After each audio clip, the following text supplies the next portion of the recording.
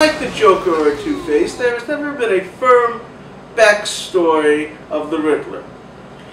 In the first story done in Detective Comics, issue 140, volume 1, we know that in his youth he cheated when in junior high school or high school there was a prize puzzle contest. When he grew up, he was first a carnival barker with a massive ego for the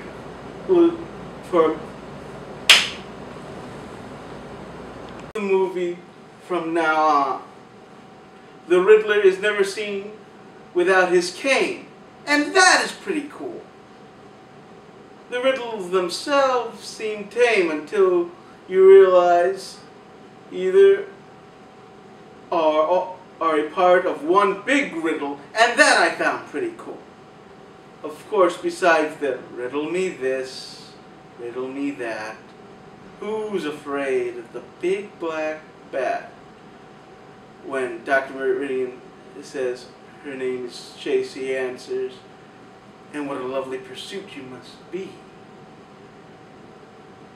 is a great line. Which brings us to Dr. Chase Meridian. Now, as I said before, I was 17 when the movie came out, and we're talking Nicole Kidman, 94, 95. So yes, she's gorgeous and talented, and really, there are a few problems with her in real life. No Tom Cruise jokes, please. Now I know that Bruce is mainly focused on the psychological drama of what happened to his parents in this movie. But he is supposed to be like that one way or the other in every movie. So making the love interest a psychiatrist, you really didn't have to do. My real problem with Chase... I think he's fascinating. No. I mean, my number one problem with Chase is that she's not in the books at all. In the first movie you had Vicky Vale. Well, okay, Vicky was actually a combination of Vicky and Silver St. Cloud,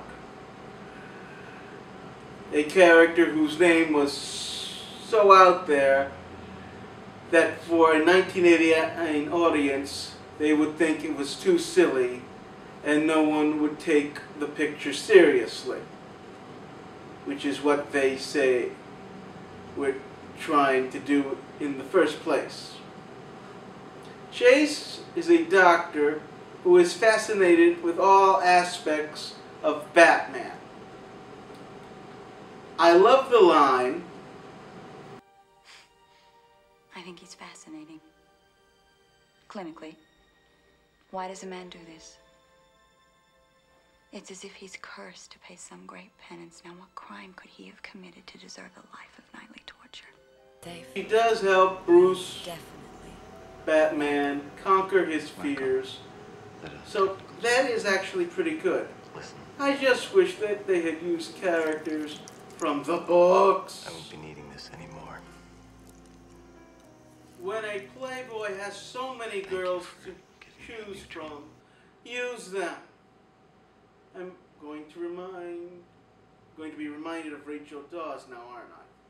Trust me, we will get to Rachel when I review the Nolan films.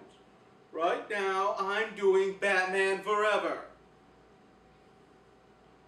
Our secondary villain, lots of people have trouble with. No, I'm not going to count that Billy D. Williams turned into Tommy Lee Jones, that one is black and one is white, and that Warner's did the whole pay not play thing with the actor. They did it, I didn't. Let's move on. Now, a little facts of my Batman fan life I must reveal now. Until Batman the Animated Series came along, I had no idea who this guy was.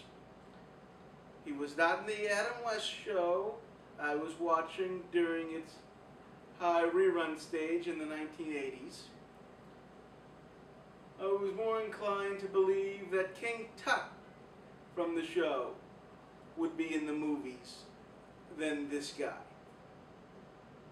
Then again, that character can't truly be put in the books because the character was created directly for the series, and the series was produced by Fox, not Warner Brothers, who had probably not yet to buy DC Comics, and we go round and round with that. Though I am told, had the show come back for the 68-69 year of 1968-69, Two-Face would have been introduced with Clint Eastwood, with or without the chair, in that part, but as a newscaster instead of a DA. Anyway, I like the Two-Face character. Granted, it's not like the one Aaron Eckhart did, but that is to be expected. He kills the Graysons, meaning he is a mirror for Dick Grayson to what Jack Napier was to Bruce. I believe I said all I have to say about that in the Batman 1989 review. He goes along with the plan to find out who the Batman really is. Yes, he keeps flipping the coin, and that disturbs people, but hey, I didn't think too much of it then, and I don't think too much of it now.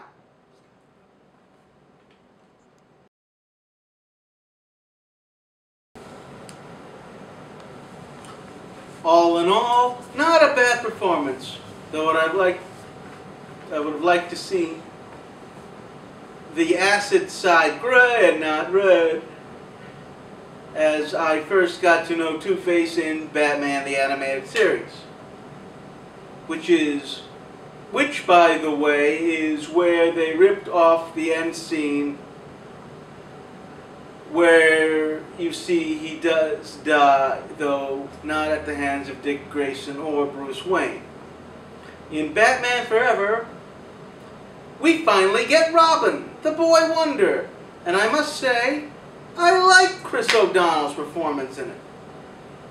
I think, at least at the time, they were right to go with an 18-year-old instead of, say, 12 or 14-year-old that I would do today if I were directing the project, but though I can't direct the project because I was 17 at the time. They were going for a bit of a bad boy. That's why he has a motorcycle. Producers made O'Donnell get his ear pierced. It was all for the girls who were to be dragged to this by their boyfriends, probably. However, as I said before, I love how Dick Grayson's pain echoes that of Bruce Wayne's pain.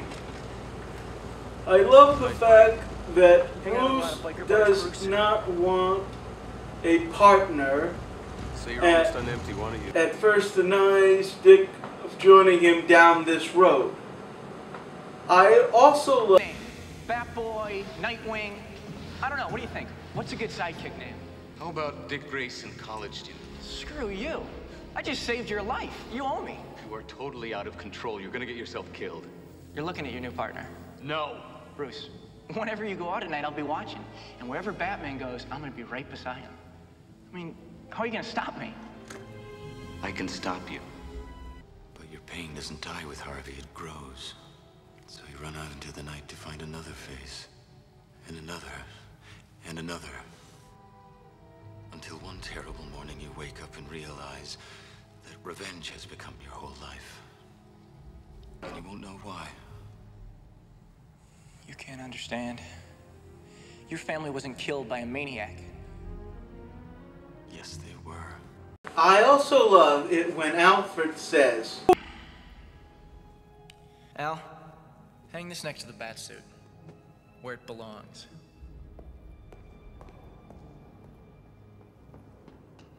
And you're encouraging him. Young men with a mind for revenge need little encouragement. They need guidance. Help the boy so he does not become the threat you fear he may. All in all, by the way, good summer movie fun. The bad guys go down, the good guys learn something, and the mythology keeps getting built on the film. Bring on the fourth installment! Whoa, wait. We see the... No! You ruined everything!